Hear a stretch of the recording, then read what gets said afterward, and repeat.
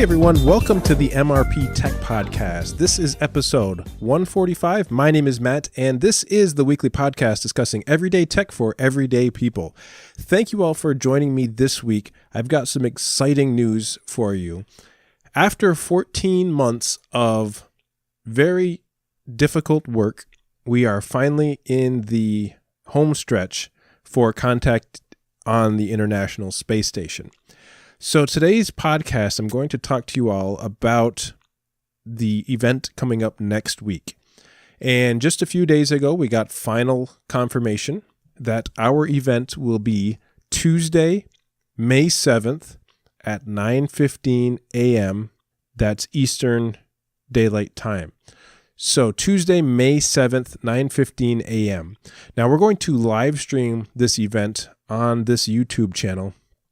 And what I want you to all know is that the live stream event is probably going to start somewhere in the range of a half hour before. So we're not exactly sure when we're going to start the live stream, probably somewhere around 8:45 a.m., 8:50 a.m., depending on how a couple of things go. So earlier this week, on Monday, we got the final notes, final revisions for when contact would be. Now, I mentioned earlier a few weeks ago that due to variations in the orbit of the space station itself, sometimes the schedule could be changed by 10 minutes or so. So what we were given a list of options that we could choose from for the entire week. Now, some of them, when you do this, you have to take into consideration how high the space station is as far as what degree up in the sky you will see it, because that has a very limiting factor of how long the space station will be in radio contact. So if it's only 2 degrees in the sky, that's not going to give you a very long contact time. But if it's 89 degrees in the sky, then that'll give you almost a full 10 minutes worth of contact time. So we took a look at that into consideration, and there's a few other things that we have to take into consideration too. Because this is a school district, we have arrival times, we have dismissal times, we have lunch periods, and we have state testing that we have to navigate around. And so there's vacations that we have to deal with. There is unused snow days we have to take into consideration. So there are many factors. Also on top of that, happens to be the drama club season for our school. So our drama club production is in full gear for their show coming up soon. So there's a lot of moving parts that have to be navigated. So we looked at the schedule and we prioritized what our options were from Tuesday, Wednesday, Thursday, and many of them were very early in the morning, say 8:20, or during our lunch periods in the middle of the day, 11:45, 12:15. And so really there was only one that seemed like it was going to work. And so our option number one, when we sent it in, we basically talked with our mentors and said, due to schedules here at school, it's going to be quite difficult to do anything but this first option. If possible, could we have the first option? So then we had a waiting game for about 3 weeks because NASA has a continuously updated schedule for the ISS, and they were aware of our needs and they met our needs. And luckily, we were able to get our first priority. So this will actually work out, hopefully, really well. So the events for that morning, as soon as the students arrive, the 16 to 18 students that are involved with this will come directly to our school auditorium for rehearsals. They will practice with me asking their questions over the microphone. We'll teach them some microphone techniques, public speaking techniques, so that they could be heard clearly. Now, most of these students have no experience talking on a microphone, so what we're going to do is make sure that they're prepared for it as best as possible, and because we only get one shot at it. So we'll have rehearsals later this week and a rehearsal that morning with before we make any contact whatsoever. So they'll show up bright and early, and around 8:30 a.m. we actually call into the relay station that we will use to connect with the station. So we have, I mentioned in a show prior, a JK audio device that is built to push audio through a PA system in an auditorium and make a phone call out. So what we will do is we're using something called Telebridge contact, and we will connect to an amateur radio station in Maryland. And this station the call sign is K6DUE, Kilo 6 Delta Uniform Echo. And they will then relay our station or our questions, our voice to the International Space Station. So about 8:30 a.m., the students will then have a practice session with the relay station.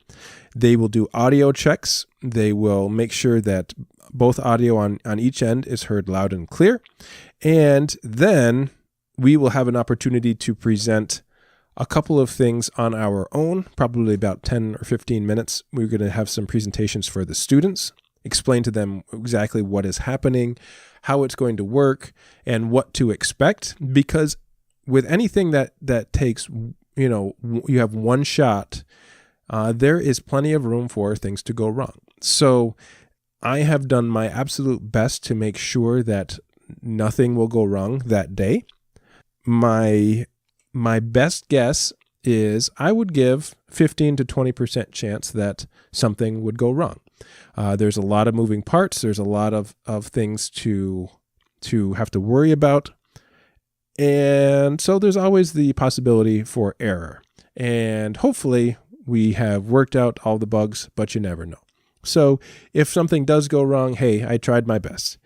So then after we give our presentation, then we turn it over to a moderator. The moderator is a volunteer who works for the ARISS project, and the moderator will start their portion of the show itself. And without giving any spoilers of what's going on, we have received a script that we will follow for the duration of the contact. And so everything is very formal. Everything is kind of set in stone at this point. The students have submitted their questions. We know exactly when contact will be. So about 10 minutes before, we have a pre-contact video that we're going to show the students and kind of explaining what the deal is and how this happens quite frequently at school districts around the world. And as the video completes, then they'll explain the relay station, how that works, and the amateur radio operators that will be helping us out that day. And then about 4 minutes before contact, they'll talk about the astronaut, who, by the way, I just found out this morning that the astronaut is going to be Colonel Nick Hague from the U.S. Air Force. Nick was selected by NASA in 2013 to become an astronaut. He is originally from Kansas and earned a Bachelor of Science in Astronautical Engineering from the U.S. Air Force Academy in 1998. He was selected for the mission on the International Space Station, which launched on October 2018. He and his crewmate were forced to abort the mission when the rocket booster experienced a malfunction shortly after launch. Now, if you remember this, back in October, the Russian Soyuz rocket launched and there was a catastrophic failure. But luckily, the abort system worked correctly and the astronauts were propelled away from the rocket and safely landed. So he is currently a part of the Expedition 59 and 60 crew that launched to the International Space Station in March. So Nick was born in 1975 in Belleville, Kansas, and has a wide range of educational experiences. Joined the Air Force in May 1998 and has moved up along the ranks to colonel by this point. Nick was selected in June 2013 as one of 8 members of the 21st NASA astronaut class and proceeded to go through a few years of training, and then, as I mentioned, in March, launched to the International Space Station.